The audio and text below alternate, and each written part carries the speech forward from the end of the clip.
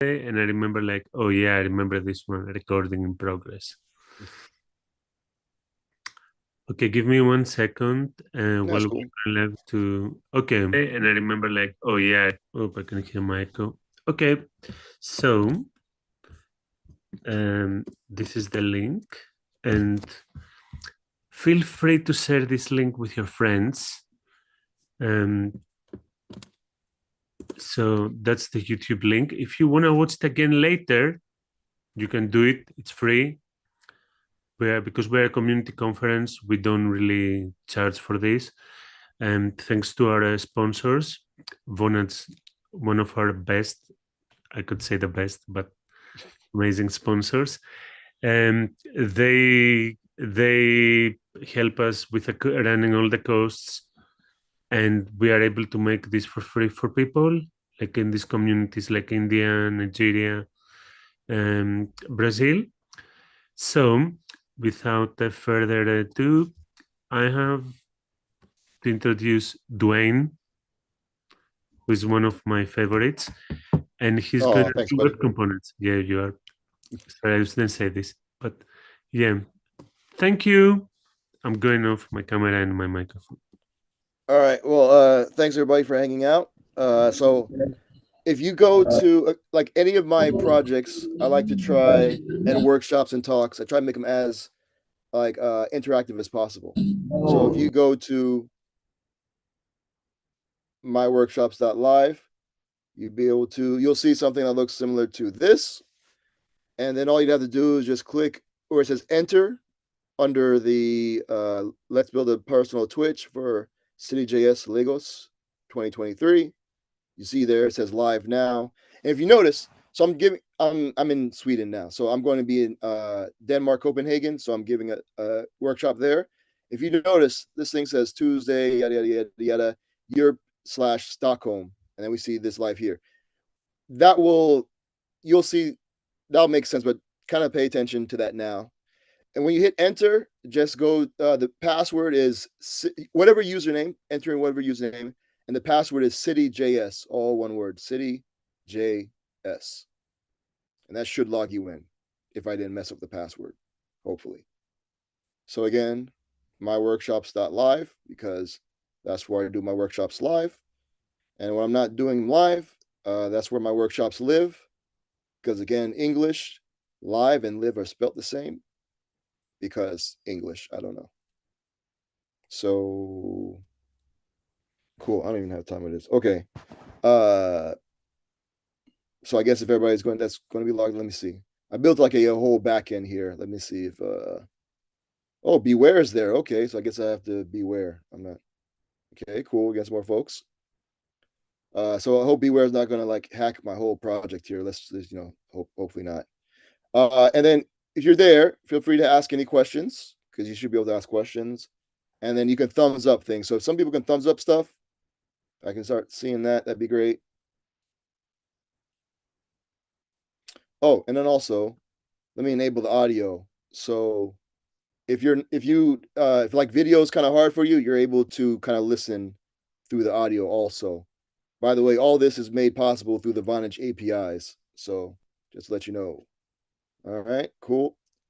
Uh, if you can thumbs up, let me see thumbs up. There should be a thumbs up button, hopefully. Cool. Well, I will just keep it moving, but I see people logging coming in. All right. So hopefully everybody's good. Cool. So let's build a personal Twitch.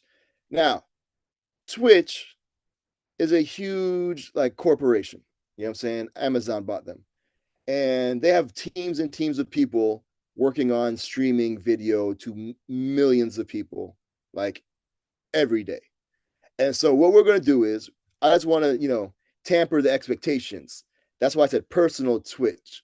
So what we're going to have is you being able to select your camera and then being able to broadcast that to another page where other people will be able to watch. All right. Now, Vonage does allow you to be able to do all that, but it's a little bit more complicated and a little bit not even complicated, just a little bit more that needs to go into it. And so through our documentation, you'll be able to see all that, because we also do with our APIs, you can actually broadcast to Twitch. You could broadcast to YouTube or anybody that accepts RTMP like endpoints.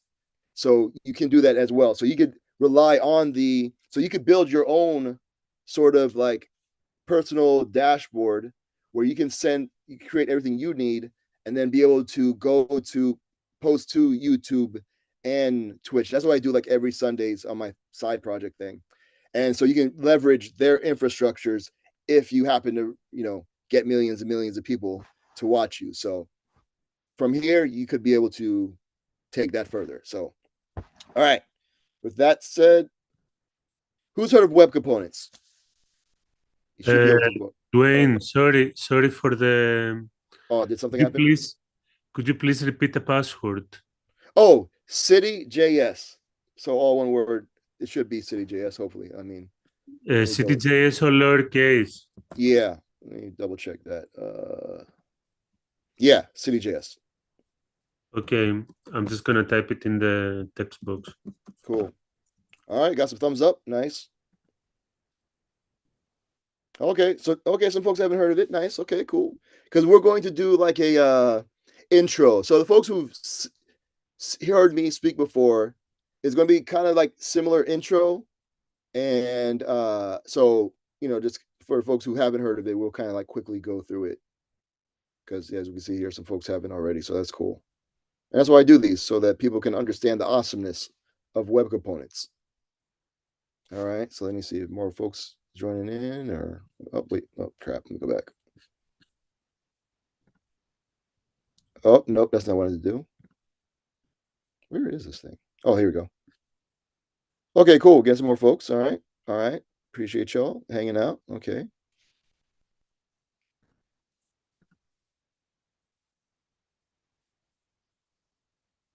All right. So I'm just going to kind of keep it moving. So cool. Now, the goals of this is to hopefully gain some general understanding, show the value of web components. We're going to create one. Well, we have something kind of already basically made. So we're just going to do something real quick and show how to integrate it. So you'll be able to decide what framework slash library you'd like to try integrate it with. And then like resources, because don't let the learning stop here. If you find this interesting, feel free to learn more about it. I have links and stuff, and feel free to reach out to me. You know what I'm saying? If you come across anything on any of the social media stuff. So cool. So those are the goals. Hopefully we will achieve those. All right. Do you have a GitHub account? Because this will make it a lot easier to be able to like log in and save stuff. So if you don't, you can always click that link there to sign up.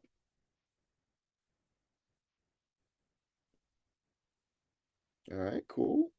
Glad to see that. Glad to see that the stuff of the slides is working. Very nice. All right, cool. And again, I can't see anything, so let me know if there's. I'll every once in a while I'll go ahead and check this. Dwayne, the username. Oh, the username is whatever you want, but the password is CityJS. The password isn't working, but we got some people in here. Oh yeah, yeah. So yeah, some folks are putting the username as CityJS. No, that's whatever you want in CityJS, but the password is CityJS. So whatever in the user field, whatever name, but the actual password is CityJS.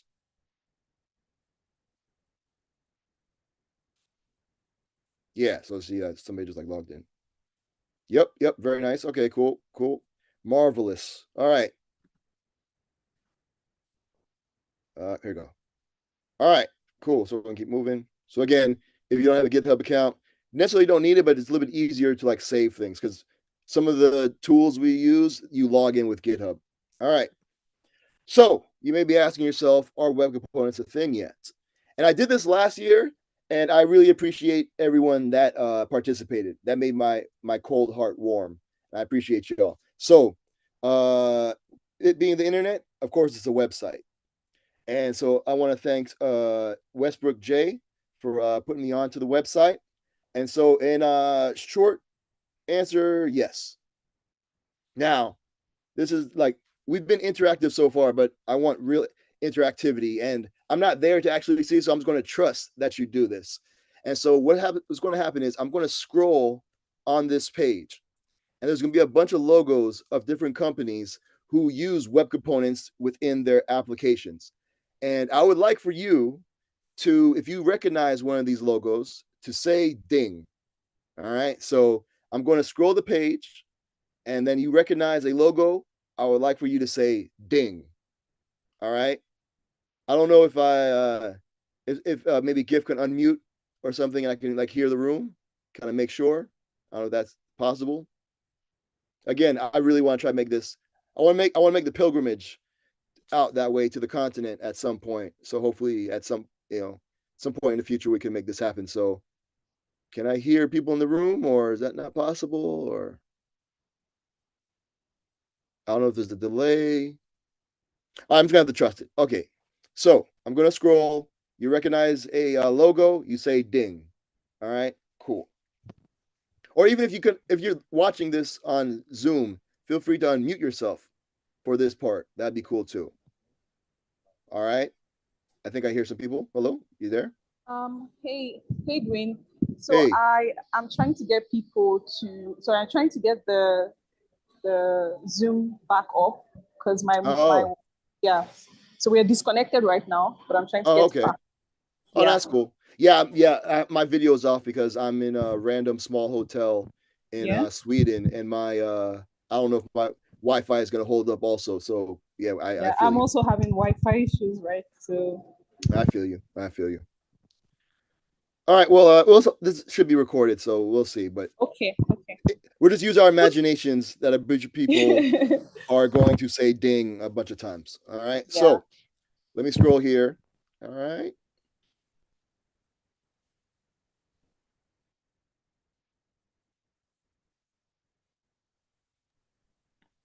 Oh yeah, I'm Ding, hearing. Yep, hearing all the dings. Very nice in my ding, mind. ding, ding. Oh, ding. Oh, that's funny. Wow, ding. Vanessa, man, amazing.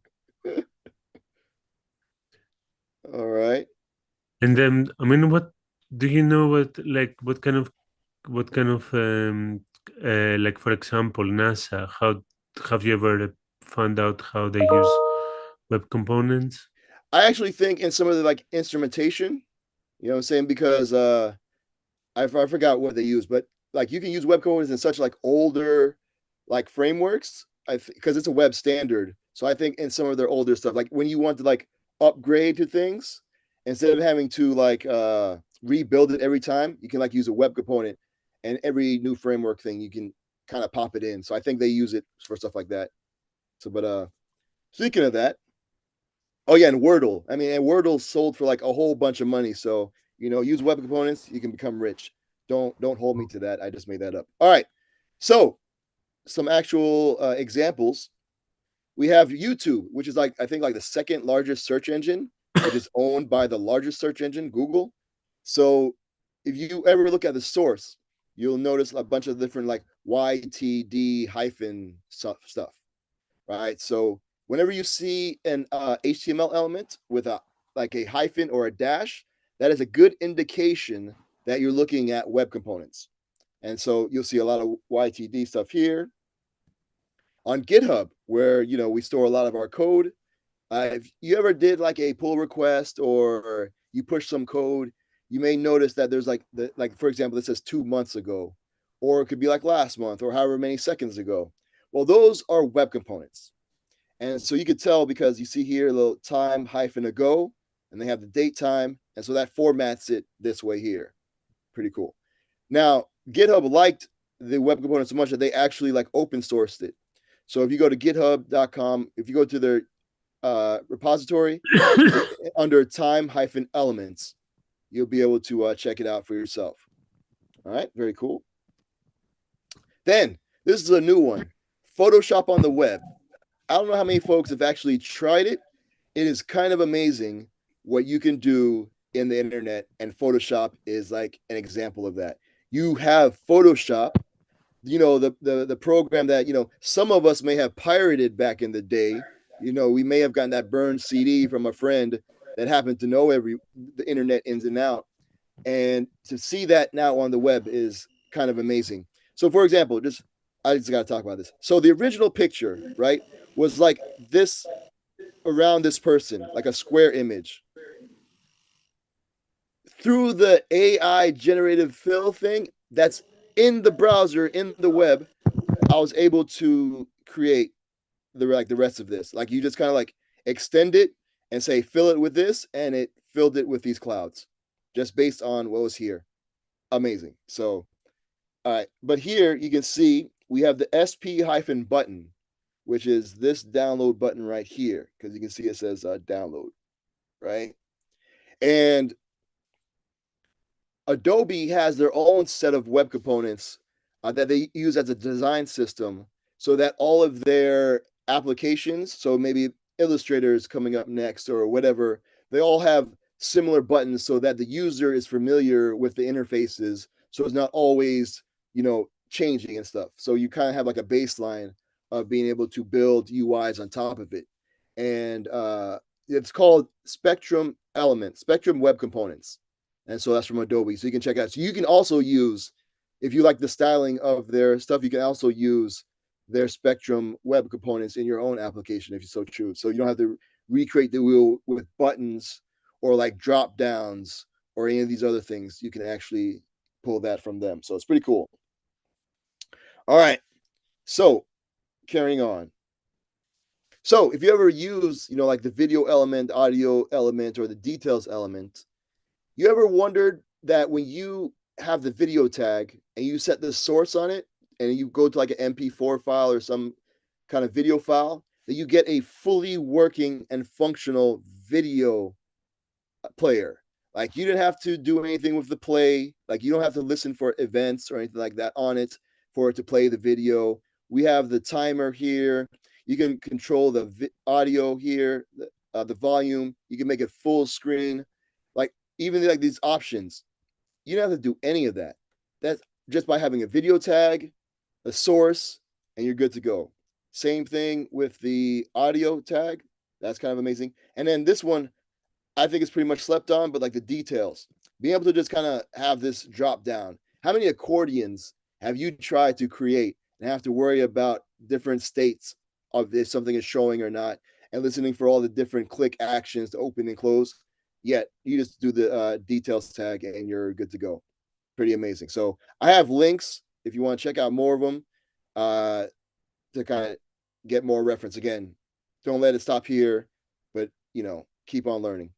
And so imagine creating your own elements. You know what I'm saying? Create the web the way you want to see it. So one of the most amazing ones that I've seen, aside from like the whole application of the Photoshop being in the web, there's this model-viewer that's from Google, if I remember correctly.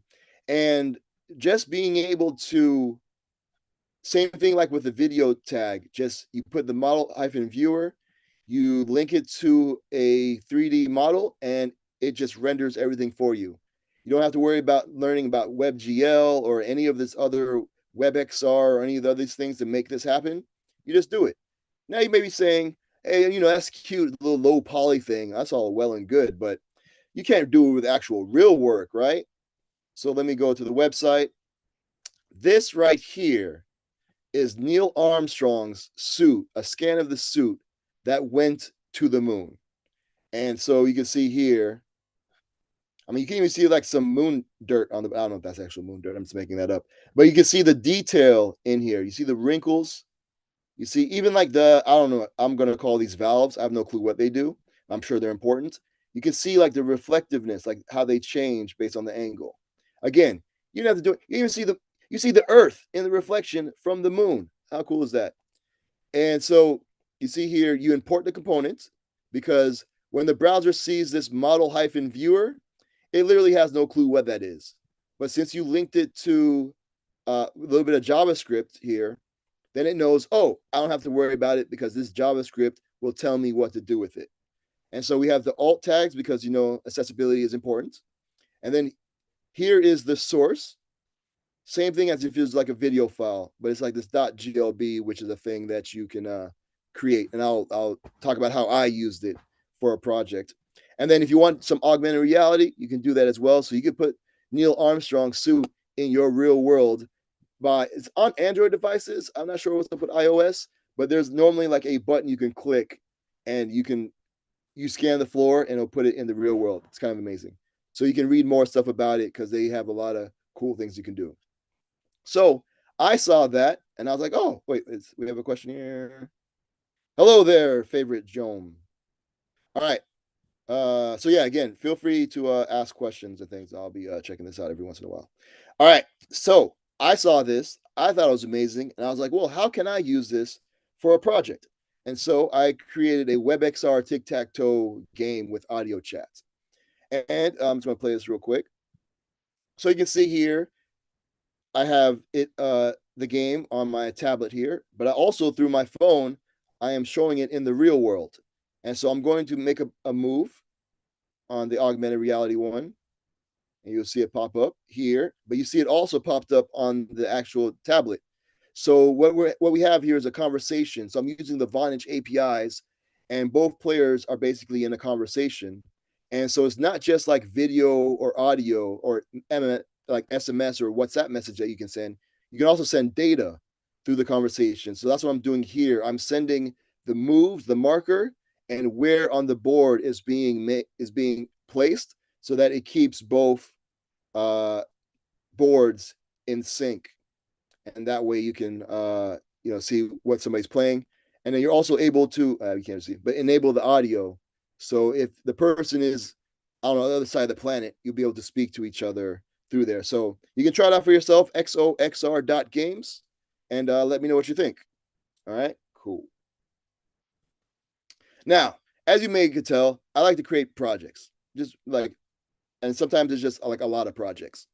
And with each project, I kind of wanted to be able to have a way for people to see what I use to create that project. But having to recreate over and over again the about section became kind of like a chore, to where the point was like, I don't even want to create a project because then I have to like redo the thing. The fun part is creating the thing. So with web components, you can make things that are very reusable. So I created a web component called Dwayne-made, and it looks like this here. So it has like the little emoji of me, and it has sections for about the project, what it's built with, any updates, and like more information. You can check out more stuff. So I have an endpoint on each project that I can fetch from Dwayne-made. I get the information, and it populates these things here, these sections. And so that way I don't have to keep recreating it for each project. I can just do it once, fetch the data, and it just kind of like takes care of itself. All right, cool. Now, another cool thing about web components is that with the same web component, you can get multiple uses. So like an example that you may be familiar with is the humble input button. Now the input button does so much for us without asking anything. And so just by changing like the type attribute, you get a button. Now, this is pretty cool. You get an actual date picker and time picker. Imagine having to try to create that all by yourself and having everything, just even trying to get the dates and everything to line up for the right day, right, for the months. Like it does that for you. All it asks is that you just set the type to date, time, -local. And so that's pretty cool. You also get radio buttons. You get a checkbox. You get the range, which is pretty cool. I've been kind of messing around with that with stuff. Now this one, imagine having to like recreate the CSS to make this work. Now I know CSS is making it a little bit easier, but I'm just so happy that this is a thing here. And then being able to get the RGB or any other sort of thing, you get the hex code, all just by setting the type to color. Amazing. And then you can actually select files, and then there's always the text that you can put stuff in. Cool. So along the same lines, I created another web component because I don't know how many people have to deal with time and know how much of a pain it is to deal with time. Now there's new APIs that are coming out to make it a little bit easier, but I decided I'm just going to sit down, create a web component that I can use for different projects that have to do with time. So this is, again, one of my side projects. And in that, I display the date and the time when the next event is happening. And so much like for my workshops right here, just like here, I set the date and time, and then I can, through the web component, see what the person's local time is, and on that determine the time for their own time zone. So I set like the UTC time, and then the web component will display the time in the person's local time zone. So you don't have to do any like time zone math to figure out when an event is happening. Then also I can set a deadline on the web component through an attribute. And once that, like, let's say like 60 minutes, once it's within 60 minutes of the deadline, I can turn it into a countdown timer. And so that's kind of like what you see here and here. And then also I have, well, this was a project that you could find like spaces on Twitter, but Twitter has since basically destroyed that. So but you were able to search for different topics and find different Twitter spaces, and it would say like if it's live now, it would say it, and also if it's in the future, it would tell you when in your time zone the future it was. But that's been not working. All right, and then also for like my workshops, I have it here. Cool. So again, the same web component has all these different uses just by changing some attributes. All right, cool. Now, here are some other examples of different web components that you can peruse and check out. See, maybe something's already been built. You just take it off the shelf and use it in your own project. So there's that. Let me see if there's any questions yet. Nope. Cool. All right. So our web component is getting cooler based on who's been using it, all the different use cases. Are they getting any cooler for y'all?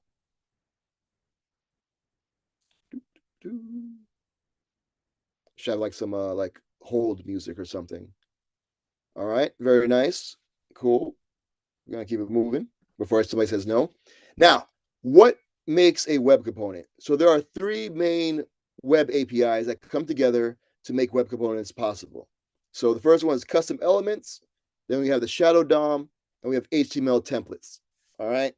There, when it first came out, there was like HTML imports, but browsers like, nah, nah, fam. So that's been kind of replaced with ES modules. And if you ever in your like HTML file ever did like in your script tag and you like you say type module and you have like a URL, that's basically ES modules. Or even in you npm install a thing and you do import in your JavaScript, that's basically ES modules. All right, cool. Custom elements, let's start off with that. So custom elements is an API that helps bridge the tag name that you create for your web component and the behavior, the things that your web component does. All right.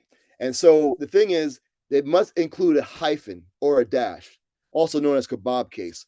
And that's because single words are only for the web, like the platform.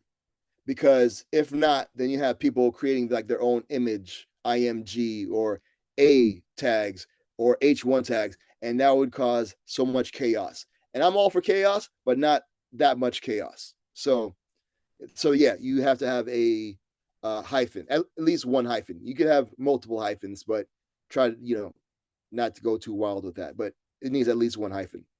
And again, it uses a class to define the behavior or what your actual web component does. And then what's cool is, let's say you have a button and you're just starting out, your web component is my hyphen super hyphen awesome hyphen button. May not want to name it that. That's just an example.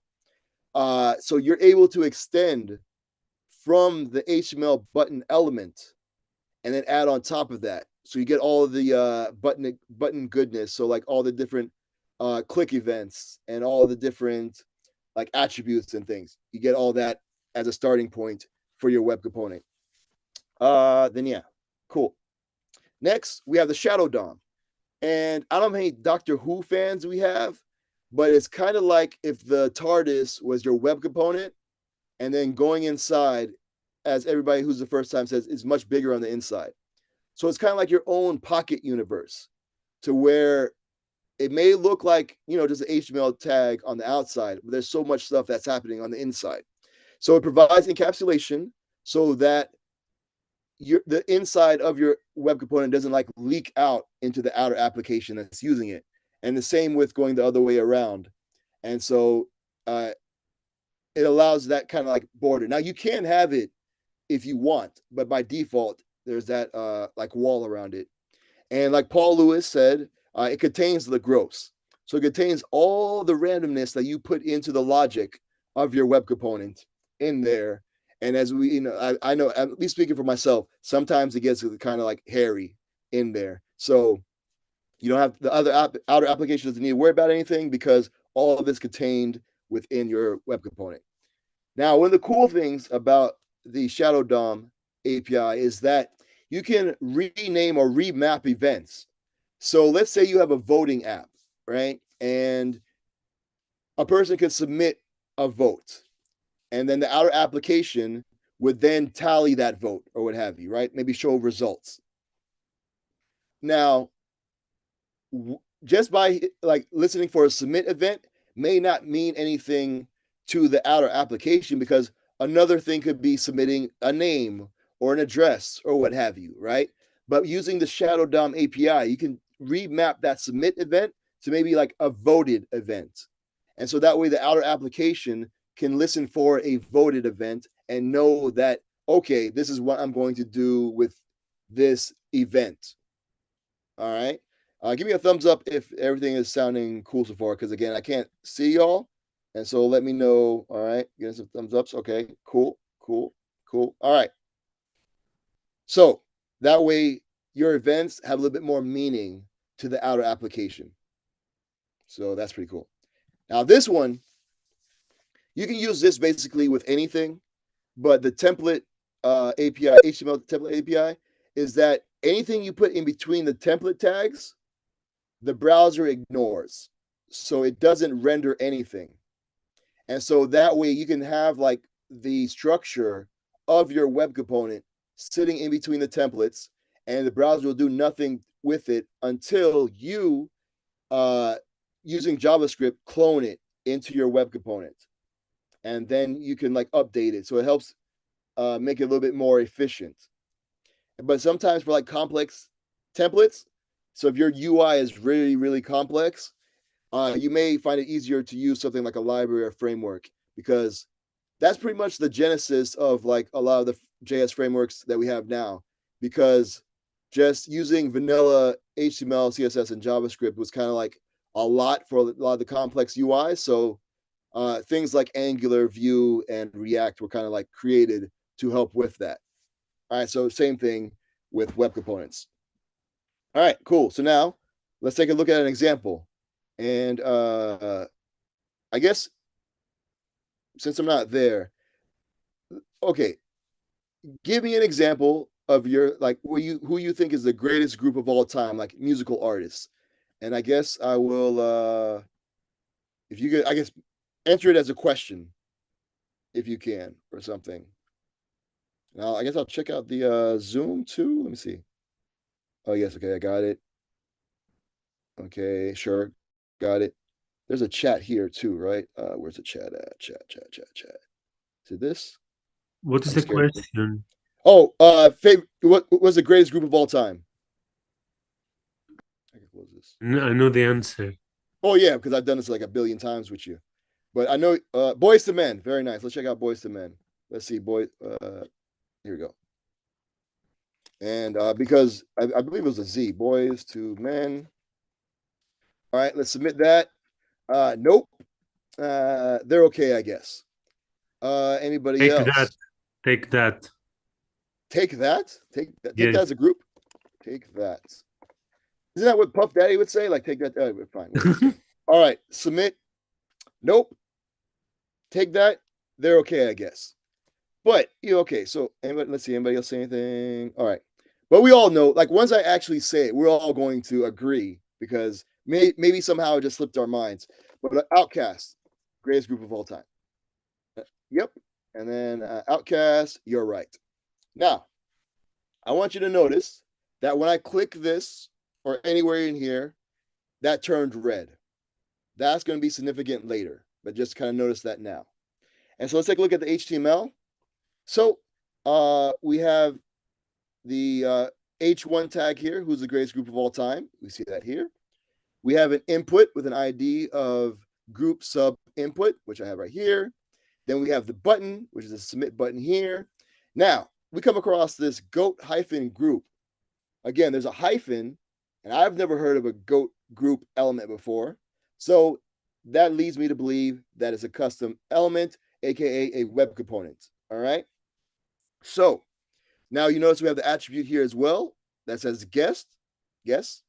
And right now it's set to like an empty string. And then we have the little thinking face here, which is this little thinking face here. And then we end it. All right. Let's take a look at the CSS. And you can see here the H1, I have the color set to green. And that's why this is green here. Cool. Now let's take a look at the JavaScript. So again, the way I like to code, I like to get a reference to all the different elements like at the beginning. So I set that all at the top. So this is like the light DOM stuff. So I get a reference to the input button, to the input, to the button. And then notice the same way I get the reference to the input and the button, same way I can use to get a reference to our web component. So the goat hyphen group, because if anything, at the end of this, I would like you to understand that your web component is basically seen in the eyes of the browser as like a regular HTML element, because it basically is. So the same way if I wanted to get a reference to an H1 or whatever type of element, you can do the same. So you can do get element by ID. You can, if you put an ID on there, all those things you can do. All right. Now, on the group submit button, I have an event listener for a click. And when someone clicks it, I take the value from the input and I set the attribute of the web component. Remember, it's guess. So I set that guess to the input value. All right. And then I clear it out. Cool. Now, I also have an event listener on the window object that's called guest. Again, I've never heard previously an event called guest. Normally it's like submit, click, or on chain, or whatever. You know what I'm saying? All those other ones. I've never seen guest. So that makes me think, oh, that might be a custom event. Cool. So going down a little bit further, now you can put the template tag in your HTML, or you can also use JavaScript to create the template tag for you. So that's what I did here. And so I created a template tag. I'm basically setting the inner HTML to the layout that I want. So the slot here is where the little thinking face went to. We have an H1, which again here, right here. And then we have a div with an ID verdict. And that's where I say you're right or they're okay, I guess. Cool. Now, if you go here and notice that this is an H1. This here, the who's the greatest group of all time, is also H1. But notice that this is green and this was blue when it started. And when I clicked, it turned red. But neither one interfered with the other. So again, that's the shadow DOM at work there. Okay. Now, we're going to go into some of the custom elements API goodness here. So we have that class, and this is where we're going to describe the behavior of our goat hyphen group web components. And so you can see here, it extends the HTML element, which is like the base class where all the other elements are based on.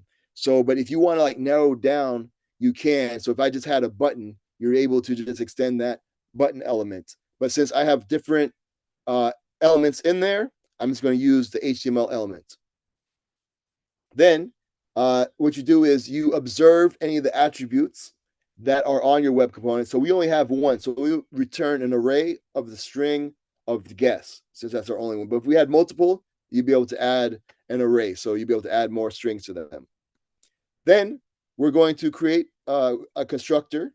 So if you're familiar with like especially back in the days when you I think like React, you would do something similar. So you have the constructor, and then first thing you would do is call super, which that gives you all the properties and methods that are on that thing you're extending from. So all like the superpower goodness, right? Then what I'm going to do is I'm going to clone the template so that then my I can attach it to the shadow DOM, which is, the attached shadow. And then that gives you the shadow root. And so I append that clone of the template that I did here, the content from that. Cool. And then I add an event listener to the web component so that anywhere I click, it turns the color any font red. And that's what happened there when I clicked it. All right, so that was the behavior there. And again, notice when I clicked it, it didn't turn the H1 in the outer application red. It kept all that contained the gross, basically. All right, cool. Then we have some lifestyle callbacks method that we can listen for. So the connected callback fires when your web component is added to the DOM. All right, when it is added to the page. And so I have like I'm a big fan of console log, so I did that. And I set the color of any font in the web component to be blue. So that's why it was blue when we begin with. Let's see. And then whenever the attribute changes, remember that in our case is guess, that is then that fires. So when I hit the submit button and I set the attribute on the web component, that fired the attribute change callback. And so with that, you get the name of the attribute, you get the previous value, the old value, and the new value. So that way, if you ever wanted to compare them, you can. And then based on the comparison, do something. So I, again, have a console log. Maybe I'll move this over a little bit. Will it let me? It won't let me. All right. So then here, I'm checking to see if the input, if the new value is just empty space. If it is, I don't do anything with it. But then I also check that if there's if the lowercase, I lowercase it, and if it's equal to outcast, I query select the H1, but this time on the shadow root, because again, we're working in the shadow DOM in our own like little pocket universe, right? Our own like parallel universe. And so this time I'm using the shadow root to query select the H1 that's here. And then I set the inner text to the value, which was outcast, and I uppercased it and put a bunch of exclamation points here. So that's where that came from. Then that verdict, again, which is the div here, I set that to your right. And here is the cool part. I dispatch a new custom event called guest. So from that submit and from the attribute changing, I create a new custom event called guest. And then you can put like details in there. So that's where I put the yup. That's when the alert popped up. That's where that yup came from. Now you say bubbles true, so that goes through your components. So if you had other listeners, you could do that through, so it bubbled through your other things. And then composed, if you set that to true, that allows that to leak into the outer application. Otherwise, the outer application wouldn't get it. Cool. And then otherwise, I say, I add the question mark and exclamation point, and I say they're okay, I guess. And then I dispatch a custom event guest again, say nope, and all the same things.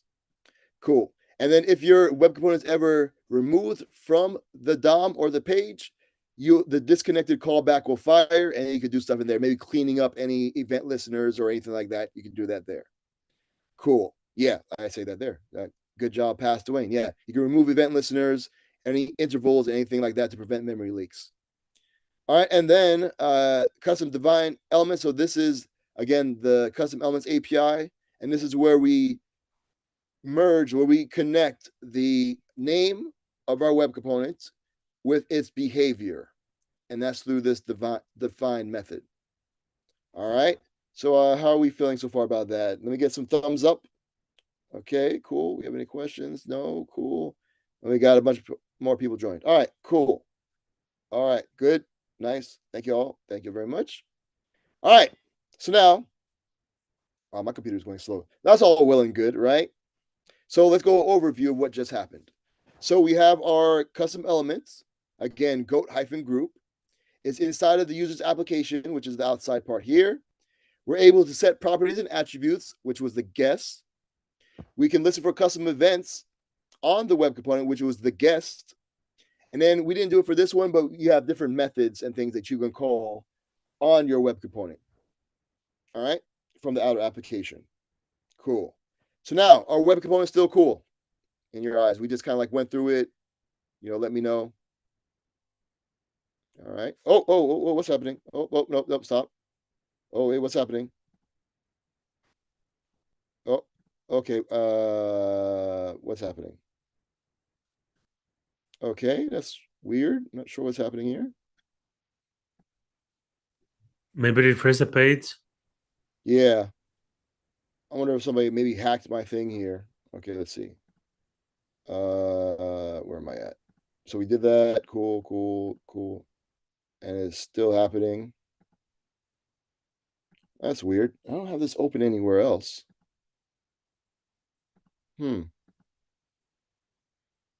Weird. Okay. Close all the browsers and start again. Yeah, I might have to let me see here. Let me see. Give me a second. Let me stop sharing real quick. Hold on, give me a second. Not sure. That's weird. Let's see. Let me see here. So I might have like disconnect folks. So let me see. I'm gonna do this. So you probably have to like do it by yourself. So hold on, let me save this. All right, cool. Now should be able to. All right, should be able to refresh. So if everybody like refreshes, you should be good, I think. Let's see here. And you should be able to you should be able to scroll through yourself. All right. Let's see what we got here. Yes, I think something weird might have happened. Let me so that stopped it on my end. Share my screen again.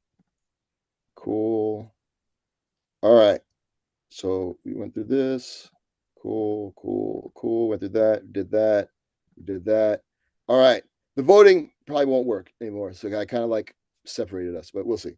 All right. So now a lot of that was kind of like boilerplatey, right? And so developers, anytime they come across anything kind of boilerplatey, they will create tools and frameworks on top of that to kind of like help you with the developer experience. So with that, we have a whole bunch of ways of creating web components. And so you can find a list of them at webcomponents.dev. All right. And I have a link to there. You can check that out as well.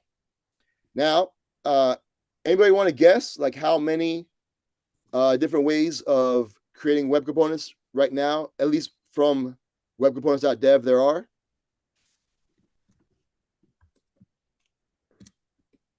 See, this is a lot easier when it's live, but we're going to keep it moving. So right now, there are like 64 different ways of creating web components.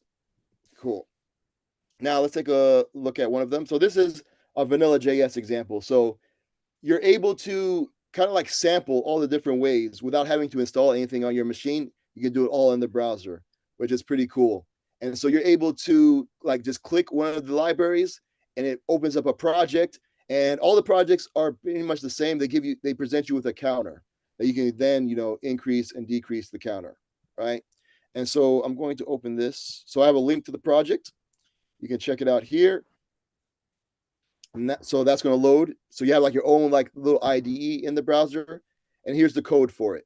All right. So again, they're creating their template using JavaScript like we did before. They're sending inner HTML. So they have the style, all this stuff here, right there. So you can see it has the button. This is the decrement here. We have the count, which is this value here. And then we have the plus button, which is the increment. Then, as we saw before, they have a class to help describe the behavior, and they're also extending from the HTML elements. And here you see the constructor, we got the super, and they're setting the initial value of the count to be 0, and they're attaching the shadow DOM to it. Then they're appending the child, the clone that they just hit here. So they're cloning it there. And they're also setting, no, I can't resize this. But they're also, the increment and the decrement, they're adding on-click events to them, and they're setting them to these methods here, which you can, and then also this update. So initially they're doing update this count when it's 0 here. So that's why this update. So this update is this update here, and that is allowing you to do the shadow root, get element ID, the count, and set the inner HTML to that count value, which is why it started off at 0. Then, anytime you click any of these buttons with the onClick event handler, it fires off these methods.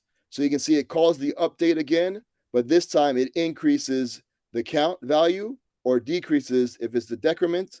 And in the update, again, it sets the inner HTML. Probably could have did inner text, either way, neither here nor there.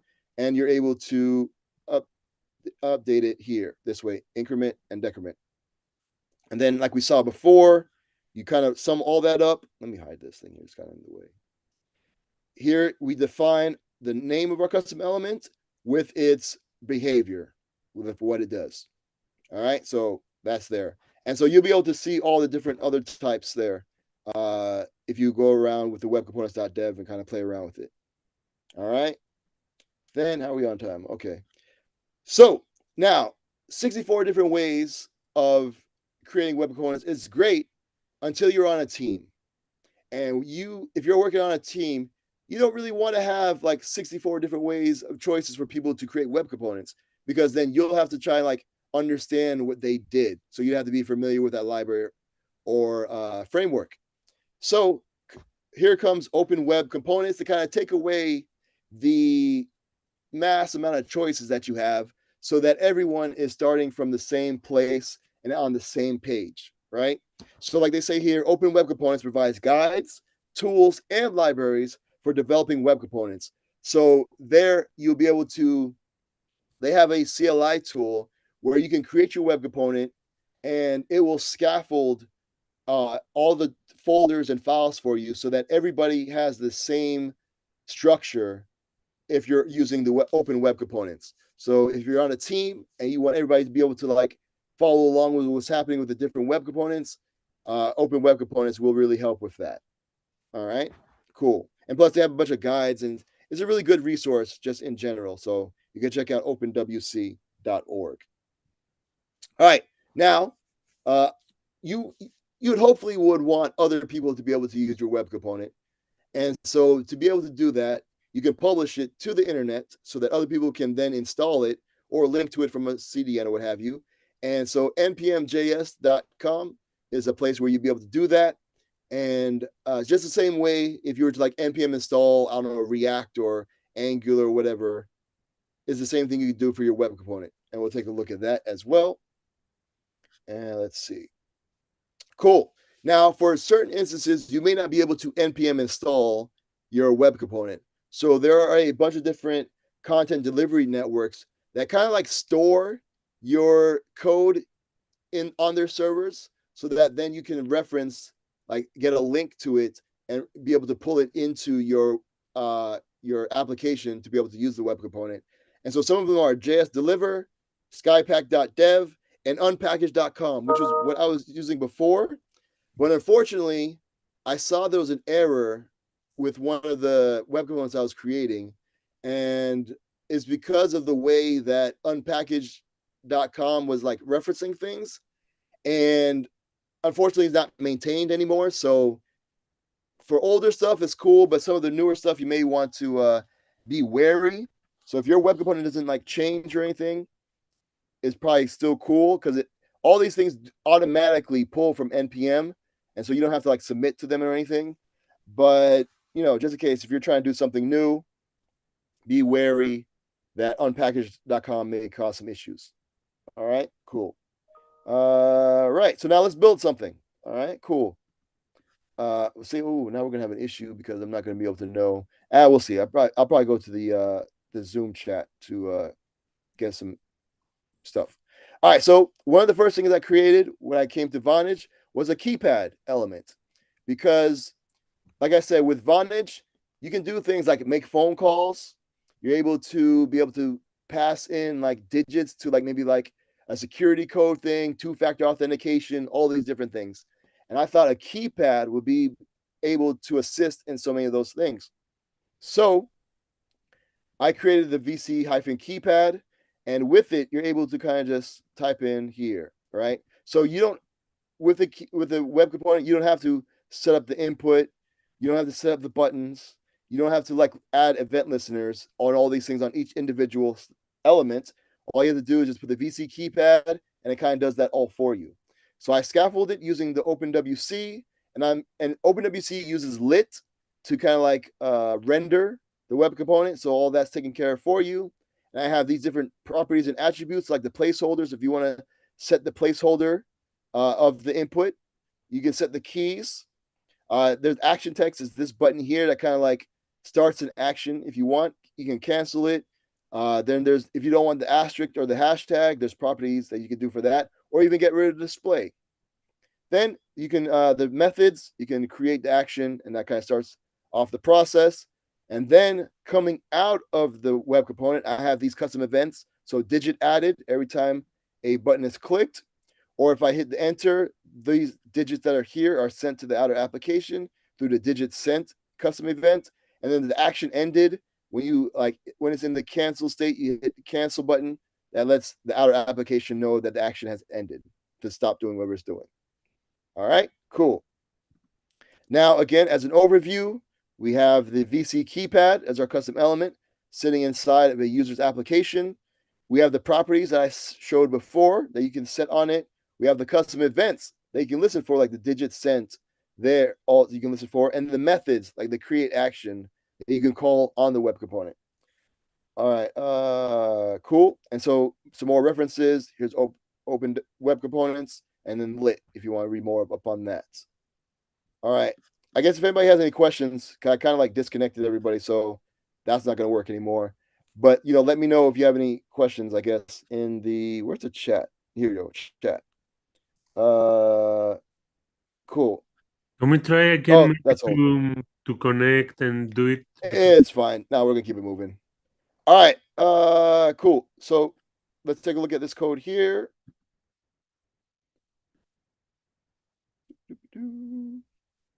All right. So here is the web component. Here is the code for it. It's quite a lot of bit of code. And again, imagine having to recreate this every time you wanted to use a web, like a keypad. With web component, you don't have to do that. You don't have to worry about that because all you would need is just VC keypad. That's all you need. See what I'm saying there? So type it in, you get this goodness here. All right. So to kind of show, this is using webcomponents.dev. So you can also kind of if you want to prototype a web component without having to install all this stuff on your local machine, you're able to do it in the browser and kind of play around with the functionality and get it just the way you want. And then you'll be able to transfer that over to your actual real web component. So it's a nice testing ground for stuff. So this is what I did when I was coming up with it. So like I said, it's using lit. So it extends the lit elements. All right. And then there's a bunch of stuff that's like lit exclusive. So there's a bunch of stuff. But here, to kind of show that we're going to be using this one web component itself, I want to customize the color to kind of show that this is what we're doing for real. Like there's no tricks up the sleeve, which you can't sleeve my sleeves anyway, so you're gonna have to take my word for it. So let's change the background color of the button. All right, so let's get a color that we want to get. And so I'm just gonna have to maybe Eris, you give me a color because everything is I disconnected it because somebody was being funny. So Eris, give me a color, a background color. Sorry. What do you want? Background color? Yeah, let me get a color. I get I don't know. C C C C C C C. Okay. This is great. Yeah. Oh, all right, let me save that. Cool. Now for accessibility, let me get a color for the actual text on the buttons. Black. Black. 0000. Black works fine. Cool. All right, so that's what we have here. Now, what we're going to do is we're going to publish the web component so that we can use it in a framework, in an application. All right, so what's cool is with webcomponents.dev, you can actually just click the little publish button here. Normally, previously, I was able to fork it, but I can't do it now, which is weird. I'm not sure. So I'm just going to create a new release on this one here. So we just click release, and it's going to be our 1.0.8. Click release. And so this is publishing to npm.js for us right now. And you can see here, so it's going to be under the namespace at WCD. So webcomponents.dev. The is being in progress right now. I'm able to, at some point, be able to click it, so we'll be able to check it out on npmjs.com or .com. And so it's kind of packaging and bundling everything for us so that others will be able to npm install it. So you can see that's pretty quick. I'm going to open this. And so it's going to npmjs.com. The package is under at WCD, and then this is what I named it because I logged in with my GitHub. And you can see here, 1.0.8 was last published a few seconds ago. All right, cool. Now we're going to go ahead and use that in an application. Oh, wrong one. Here we go. Cool. And you can see it changed here as well. All right, next. So we're going to use let me open this, edit this on CodePen so we get a little bit more room. Seriously, hold on. Come here. There we go. All right, so we're going to, sometimes you don't really need it now because browsers support web components. Like all modern browsers support web components, but sometimes you may need like a polyfill if needed. So I just keep that there sometimes, but don't really need it. And what we're going to do is, if you're following along and you're creating your own web component, you'll be able to replace your own value here, right? So the same way that you see here, so we have the at WCD, your value is going to be whatever is between right after that. All right. So like, for example, I'd be able to copy that and then paste that into here. Let me close this other stuff here. Then you'd be able to paste that, where are we? Into here. Right before the at latest. And then we're going to save that and then run that. Now, JS Deliver, it does some stuff on the back end, so it may be a little bit slow. Oh, no, they actually did it. It's quick this time. Very nice. So you can see it has the gray background with the black text because that's our latest version of that web component. So you can see you can iterate pretty quickly on it. And let's take a look at the, and you can see here, we have the VC keypad. We're setting the placeholder to enter the number. And I can put a bunch of exclamation points there. And that should update. Oh, no, I have to run it. There we go. You see a bunch of exclamation points there. And that's it. So again, you don't have to worry about all that gross that was in here that sets up all the behavior for it. You just need to put, come on, where'd it go? You just need to put VC keypad. All right, cool. Now, I'm not sure if we're going to have enough time because we're already like an hour in. So, but it's going to be a little bit more difficult because normally, so here is if we wanted to be able to, if we're in an environment where we can actually npm install something. So it's here. So now this is an old version, so I'm going to delete this, right? Now, what's cool, this is StackBlitz. And StackBlitz is pretty cool because, again, it runs in your browser. It gives you an IDE, so you can set up different projects and work in the browser if you're just like kind of prototyping stuff. And I code from my normal coding laptop is a Chromebook. So if you ever need that, the browser is your best friend to be able to kind of just code with. So now what I'm going to do is I'm going to install the dependency or the web component.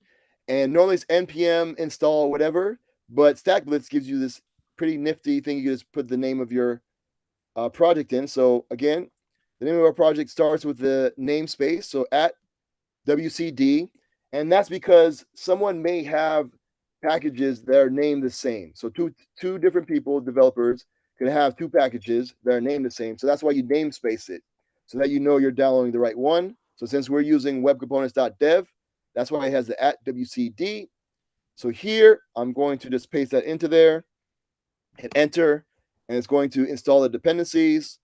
And you see it's 1.0.8. And then I'm importing it into my project here. So bam, you see it's right there. So I imported it here. Cool. And then in the index.html, we have the VC keypad right there. And like before, I can set the placeholder to hello CityJS Lagos. Save that. Bam. Just like that. Oh, Lagos. There's more than one of y'all. Okay. There you go. All right. Cool. All right. Pretty straightforward. So I showed how to use a CDN and also installing it. Cool. All right. Great. Now, normally what's next would be where should our component go into like a framework, but that's kind of broken now. So maybe we'll come back to it. So I guess in the chat, put your in I guess in the Zoom chat because we're disconnected now. Put your your favorite framework, and I guess I'll check it out and maybe we'll take a look or something. So all right, cool. Keep it moving. So let's take a look at some of the compatibility with different frameworks, right? And again, web components are a web standard. So you would hope that your favorite framework would also support web standards.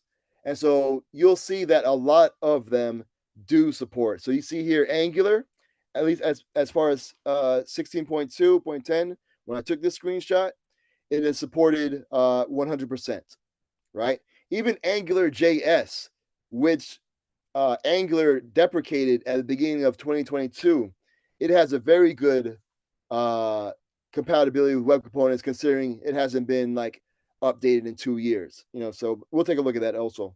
So yes, Angular 100%, very nice. Congratulations, Angular.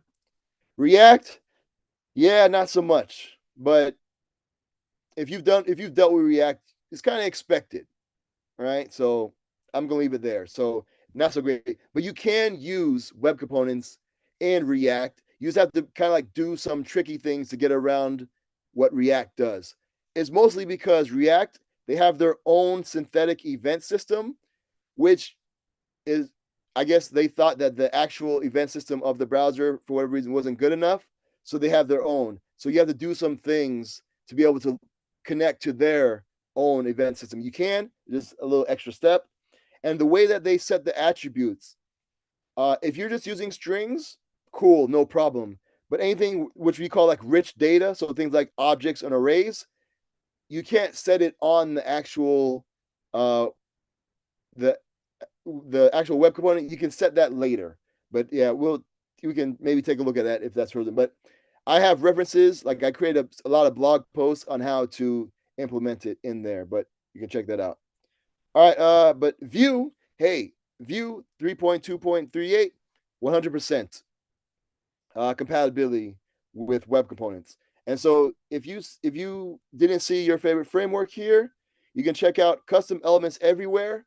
And I just found out like yesterday that it doesn't seem like they're like really updating it as much with new frameworks.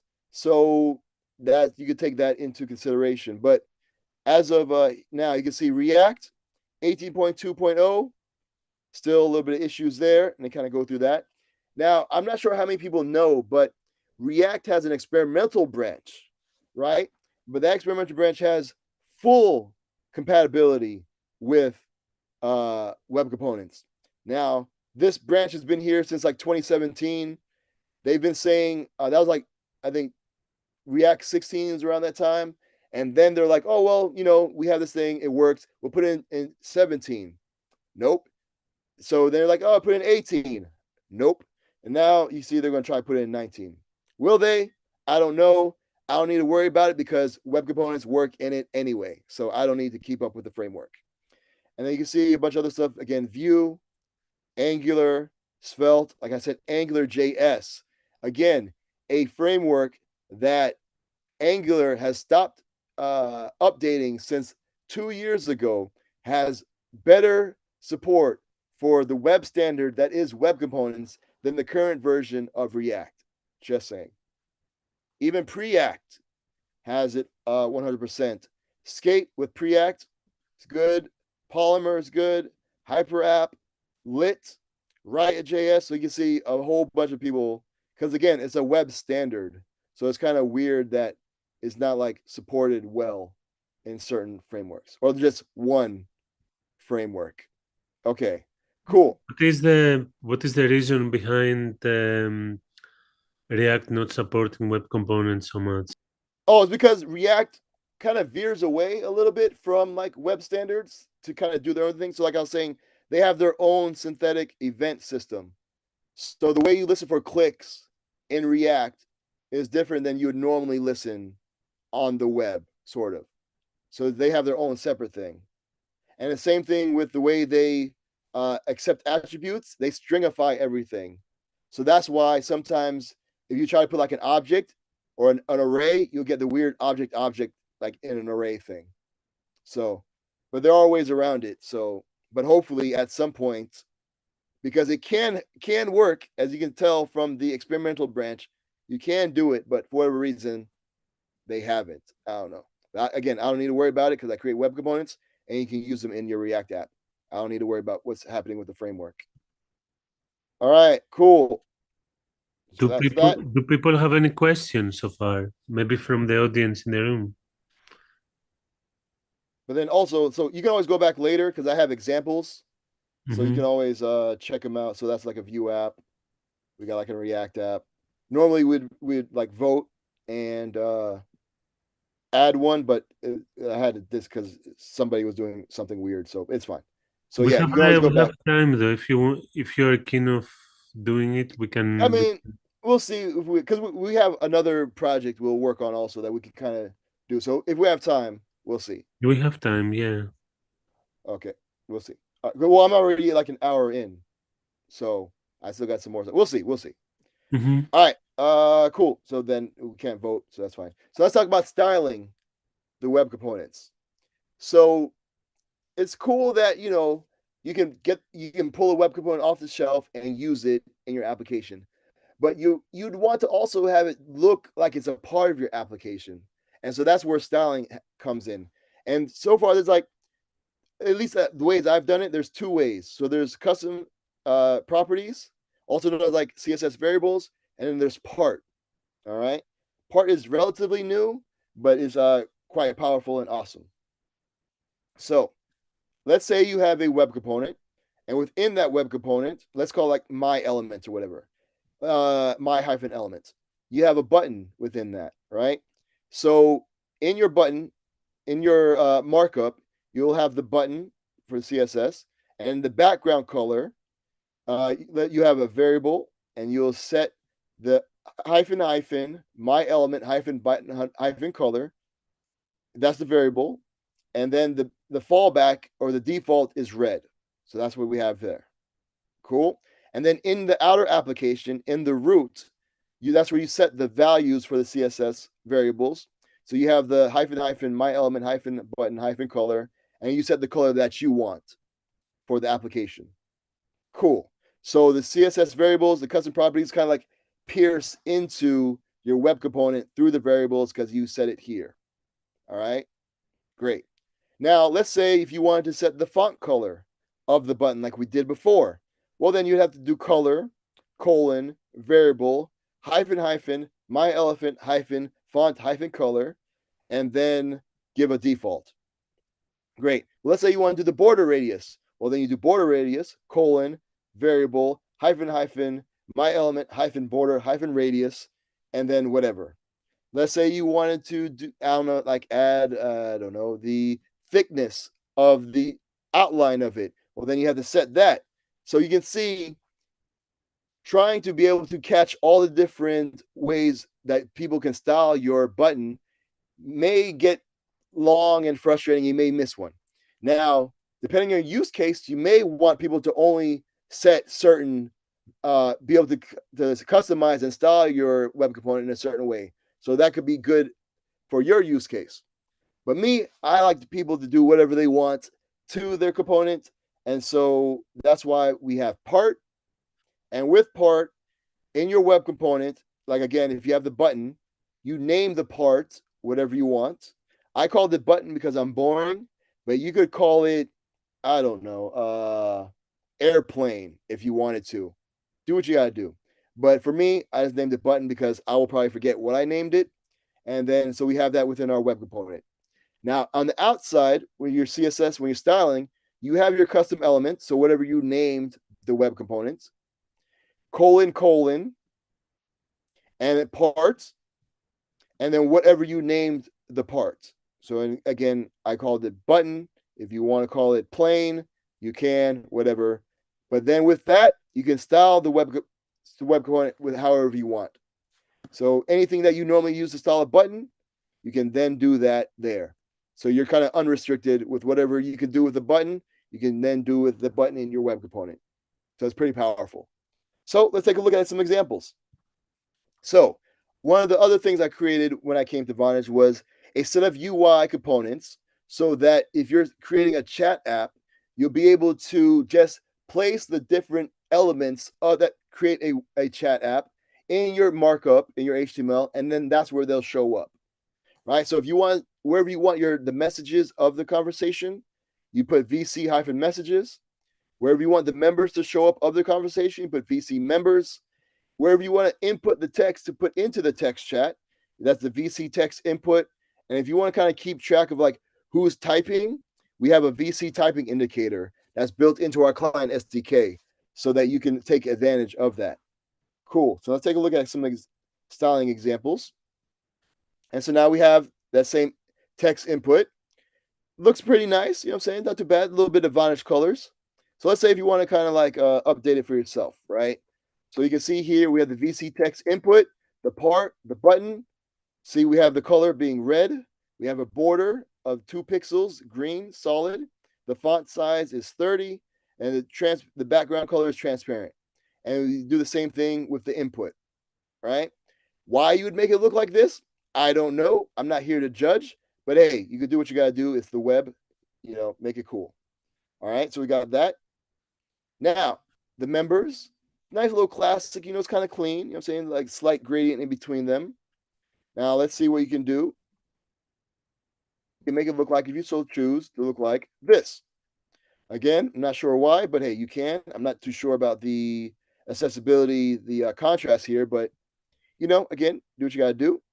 And so, yeah, here we got the UL, the outer portion, and then we have the LI in between. Now, the thing is, if anybody knows, if you ever come across this and you figure it out, I wasn't able to, but I couldn't just use part.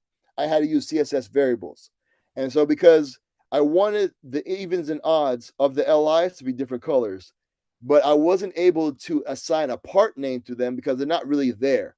So normally what you have to do is you send the nth odd child of it to a certain color. So that's what I'm doing here. So I'm saying the variables for the odd and the even.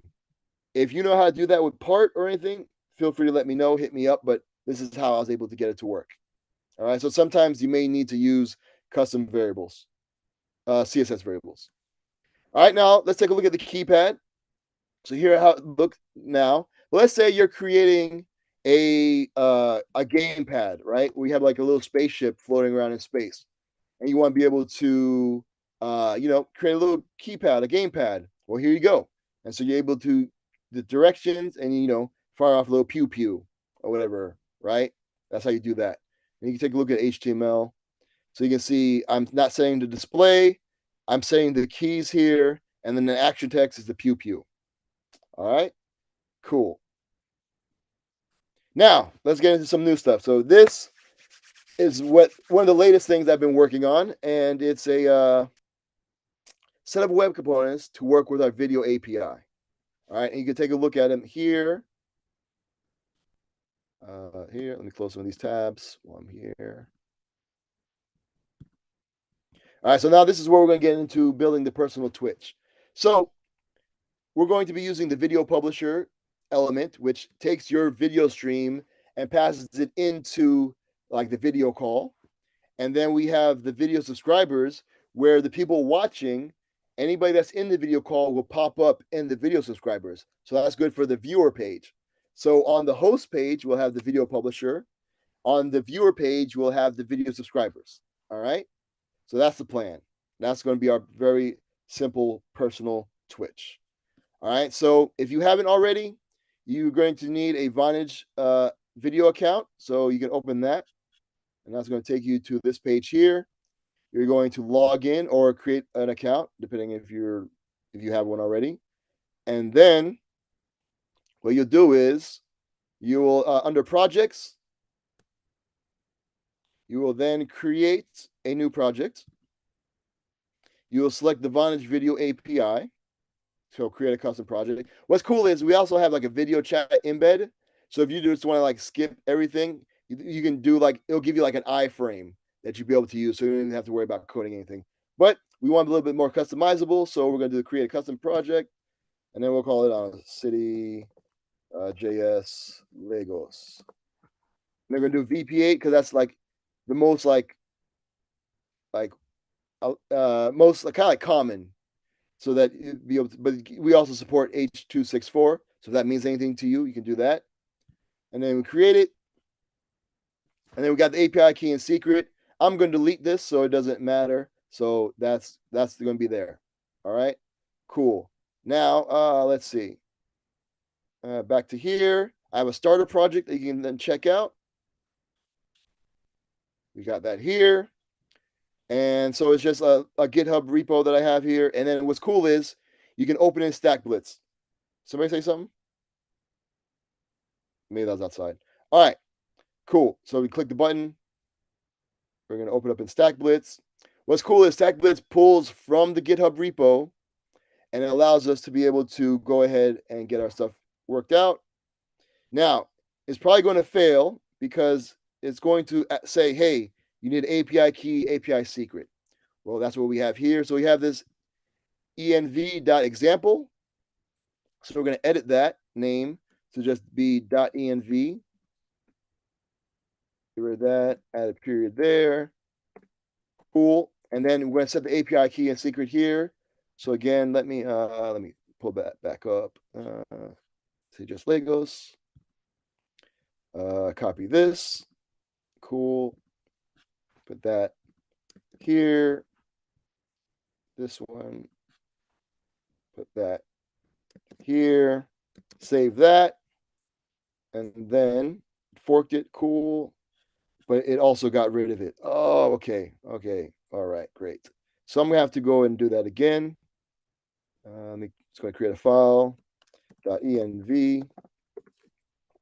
It was a API underscore key. If I was typing, that'd be great. What's happening? There you go. This is what happens when you do live coding. Nope, that was the secret. Cool. Got API underscore key. All right, we'll get that again here. Cool. All right, save that. Great. Now we're just going to do the npm install and npm start.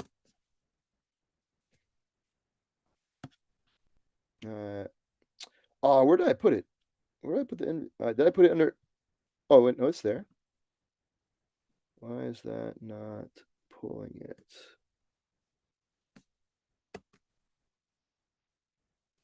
Okay, weird. Let's see here.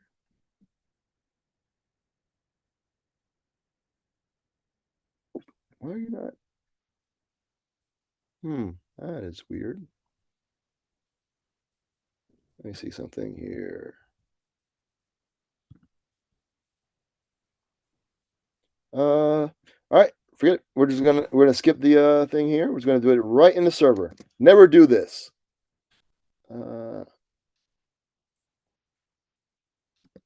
Do that. And then this one.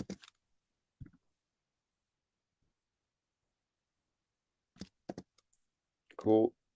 I think these, oh, maybe they have to be string. That's fine. Okay. I think there's supposed to be strings. Let's do that. That. Cool. And then I'm gonna save this. Try it. Cool. Here we go. Awesome. So now we have this. I'm opening a new tab. So here's the viewer. And then we're going to take a look at the host, which is you just append /host at the end of it. You're definitely going to want to have like some sort of user like authentication. But for right now, we're just going to do this. So I'm going to enter in as Alice as the host. Cool. Should probably, yep, it's going to ask me to allow that. I'm probably going to have to mute it because I'm probably going to hear myself. No, I think we're good. I'm definitely going to hear myself when I go into the other one. But so yeah, as you can see, again, I'm in a hotel that's pretty dark, but it's fine. All right, cool. And then let's say Bob is the viewer. You know, that's our Twitch viewer. Again, I am getting echoed. And then here we go. Nice. So here's the publisher. Here's the viewer. Now let's take a look at some of the code. So let's take a look at host. All right. So what we're doing is, like I said, we're going to load the components, web components. So we have this. I didn't install it because I didn't set it up to be installed. So I'm using a CDN. So here's the video publisher, right? And then in our code, where I want the video publisher to show up, I have it right there. Oh, I don't know why I did that. So right here, video publisher. Simple as that. And I have this here. It's handling all the getting the source and putting it into the video chat session. Okay. Then I have, oh, so now let's look at the viewer. So again, this is the video publisher. This is the video subscribers. So let's take a look at that. That's under the index. Now, same thing, you load the web component. This time we're loading the video subscribers. And I just place the tag where I want it to show up here. And then that's what we have here. Cool. So let's say if I wanted another host to join, right? Let's say I have a co-host named Carl. Enter. So now Carl is broadcasting. And then here, you can see Carl has joined, which looks a lot like Alice, but you know, genetics. So you can see video subscriber takes everyone that's subscribed to the call and places them there. So with you having to do anything, you don't have to do anything. You just place the video subscriber. All right, cool. Let's take a look at the little JavaScript. So here, the host.js. So what we're doing is we're getting the API key from the backend. We created a session, so we got that stuff. And the token, we did that on the backend as well. Let's see. So then we initialize the session. And so we're doing that with the API key and session ID. So we get a session. And then here, where to go? Yeah, so the publisher element, which we get again from here, video publisher. Again, just like any regular HTML element, because it is like any regular HTML element, call that publisher L.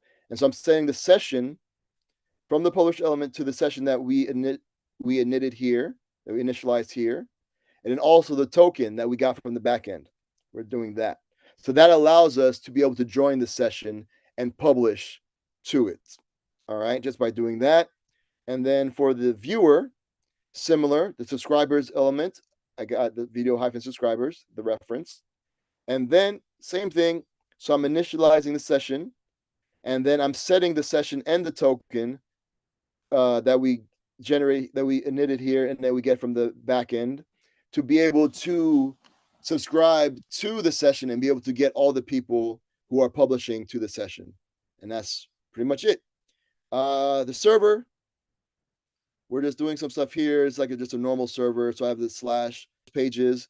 As you saw, I had to set the API key and secret. Normally you get it from the env, but for some reason, I'm not sure what happened there. It wasn't working. So I decided to set it there. And then, yes, I'm setting the media mode to routed. We're creating a session. So when you do the get, when you go to session, it's calling the session, it creates it, and it sends back the API key, the session ID, and the token. And then if you want to watch, it does that. And yeah, that's pretty much it. So that's how we are able to get this to work. Cool. Now, that's all well and good. But what's missing? let's say I don't know how many people are already familiar with like Twitch. What we're right now we're able to stream ourselves to viewers. What's a key thing in Twitch that's so vital to the platform? And again, I probably can't be able to. Normally, I would be able to check out stuff, but it's fine. But we're just gonna say it. Chat. Chat is a very big part of Twitch, so let's add that. So what we're going to do is we're going to create a video hyphen chat. And I already have the code ready to go because again, we don't have a lot of time. So we're going to load that. We'll take a real quick look. So it's actually going to be using Vonage's video signaling API.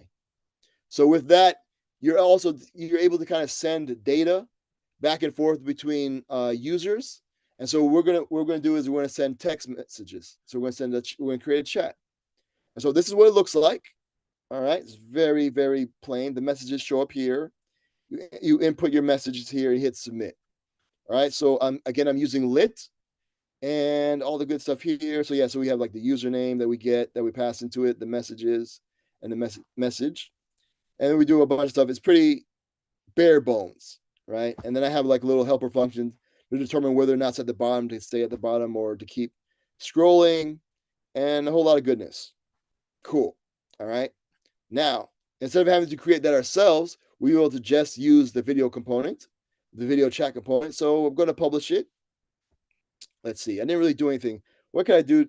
You know what? Let me change the submit. So let's say instead of saying submit, let's say chat. So this way we know this is for real, which we're working on. All right. So it says chat now.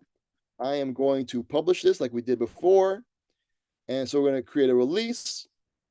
It's going to be 0.0.5. Let's create the release. And if you're doing this locally and using like OpenWC like walks you through like publishing also. So it's a good resource to check out. So now we're building it. Cool. It's building.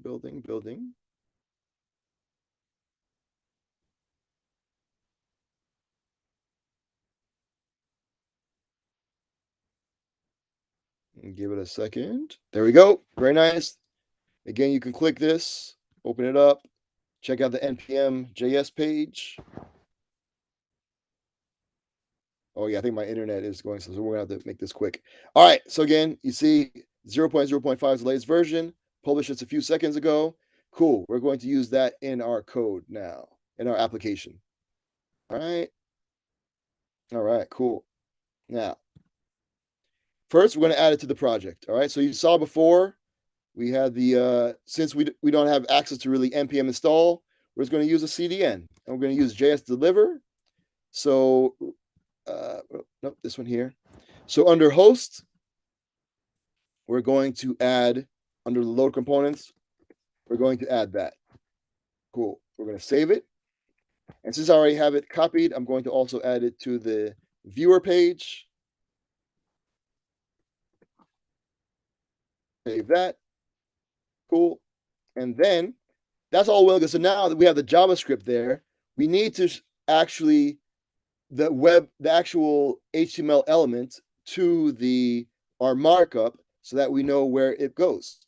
So I'm gonna put that into here. I think I just like copy and paste it or something, but yeah, okay. We're going to just put, so I have a chat container here. So we're going to do video hyphen chat. And then we're going to end that off, video hyphen chat.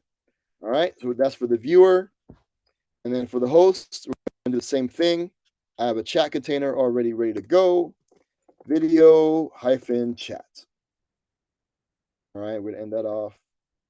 Cool. Now, the thing is, we have the video, so it should load up. Let me see. Let me double check something. So if I refresh this, so this is the viewer, and then this is the host. And if I enter in as Bob again here, so we see it here, right? And now there is no host yet, so that's why you don't see the video. Now if I enter in the host, Alice, Cool. So I'm broadcasting here, and then you see it. Okay, there. And so you see the viewer can now view it. So let's say, hi. Oh, wait. It didn't update. Let me see something here. Oh, it didn't get the latest. Okay. Again, sometimes it's a little bit slow because I know it didn't get the latest because it still says submit. And we changed that to chat, right? And the latest version was 0.05. 0.0.5. We'll save that. That's the host. We'll do the same thing for the viewer. So that's what's cool is that you can either put latest and it'll eventually get the latest, or you can actually kind of like pin it to a certain version. So if you have a certain version that you like and you want to always do that, and you'll never change, you can do that as well. All right, so let's do that. I'm going to refresh it. Let me refresh this one while I'm there. So let's let Alice be the host. And now you see there it says chat. All right. So sometimes CDNs are a little bit slow to update because they do a bunch of stuff because they're pulling from NPM. So they're pulling all the new packages. So, it's understandable. And then Bob is going to view. Here we go. Let me mute that. And then again, see it says chat there. Cool. So now let's say hello. All right. And we hit chat. Nothing happened. That's weird. Didn't get it here. Right. Say hi. Well, that's because we never hooked it up to the session. Right now, it's just a component, right? That's just renders, but it can't do anything yet because we never gave it the session or the token to be able to actually join the session and be able to send messages. So that's why that's happening. And so what we're going to do is we're going to go ahead and do that. So I have the code already good to go here. So what we're going to do is we're going to get a reference to the video chat element, and then we're going to initialize it by setting the session and the username so that we know who we're talking to. All right. So we're going to copy this because my typing is terrible, especially when doing it live. So we're going to do this in both the host. So we get the reference. We're going to get the reference here. See it there. Cool. And then I'm going to do that also for the index.js. Since I'm already here and have it copied, paste that into there. Cool. Now we need to set the things that will allow it to be able to participate in the session. So you have that here. So we're just going to set the properties now. Cool. And same. So we set the subscribers here. We're going to do the same thing for the chat. Cool. Save that. Then we're going to do the same thing for the host. So you can see we have the publisher element here. The same thing for that. For the chat element. Save. Now, when we refresh the page here, Alice join, and then have Bob enter. Cool. Now, hello. You see Bob? Hello. Bob, hello. And then writing back, hi, Bob. See it there and there as well. So we just added chat, a very basic chat, but we added chat capabilities to our thing. So basically we have Twitch, right? It's super identical, basically the same thing. I couldn't tell the difference. And but yeah, so there's that. Cool. So let's see. So we added to the project. And then now, if you ever want to try it out for yourself, and you can get like 10 euros added to your account. So you click that to show the code. We don't really want it leaking out like that. So if you're on the page, you can click that. It'll show the code, and you can redeem it in your dashboard. And yeah, I think that's pretty much. Thank you very much. Again, here's a to the blog post series that I created that has all the different ways to be able to add web components to your favorite framework. I'm working on Svelte at some point. So I'll be adding Svelte. But right now I have the so Vue 2 and 3 with the composition API. We have Angular. I have React, and there's just those 3 for right now. And I also have like a vanilla JavaScript one also. So there's that, and anything else. Let me see. Yeah, so we have links to the GitHub for that. So feel free to check it out. It's new, and so we're taking any feedback. Help us make it better. So we're open to feedback. Same thing for the chat web components. Here's my website. You can check me out on Twitter. Hit me up if you have any questions. And if you want to check out more of our APIs, you can do that there. And yeah, that's pretty much it. Yeah, cool. Any questions or anything anybody has? Thank you, Dwayne. Legend. Yeah, no problem. Any questions? Cool. I'm here for questions. What's up? Any questions? Okay, thank you. No questions.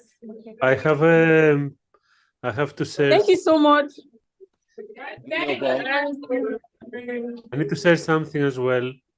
So tomorrow, Vonage are giving away Super Gifts gift card worth of 80,000 nairas. So you need to scan this QR code. Aris. Which Can you see my screen? Oh, wait, yeah. Hold on. Hey, Aris. Can you hear me? Yeah, I can hear you. The giveaway we are doing for tomorrow. But I think Lucinda gave it to me to share it today as well. But the winner is going to be announced tomorrow. Okay. So we have a giveaway for 80,000 naira from Vonage. Woo. So if you want that, you have to scan this code. So we have. We don't see anything on your end. It just look like a black square with a JS in it. Oh, let me say it again. 1 second. Can you like share a screen or something? Oh, it might be like a transparent thing. That's why. So you can't really. Oh, so what did I do? It's like if it's a PNG or something. Can you just like open it? I also have the sheet, so I can post it now. Is that fine? Yeah, that's cool. It's fine. I'm trying to share the screen, but I don't know why it doesn't work. Where is it? What the fuck? So how's everybody enjoying the conference? Everybody having a good time? Make some noise, or? Yeah. Yes. Nice. Yeah, eventually I definitely want to try head out there at some point. So, yeah. Because it's a lot cooler in person.